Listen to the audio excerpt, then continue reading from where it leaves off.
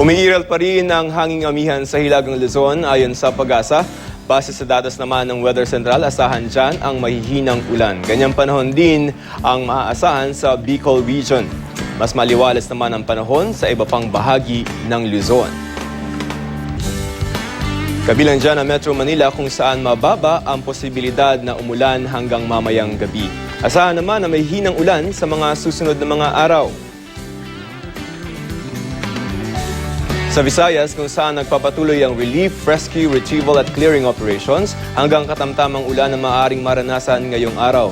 Sa Tacloban, Leyte po, mataas ang posibilidad na umulan hanggang mamayang gabi.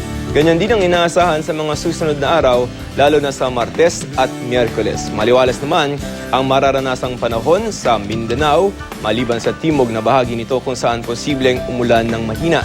Para po sa iba pang detalye, bisitahin ang GMA Weather webpage o i-like at i-follow sa Facebook at Twitter. Ito ang GMA Weather. I am ready. Serbisyon totoo ng GMA News.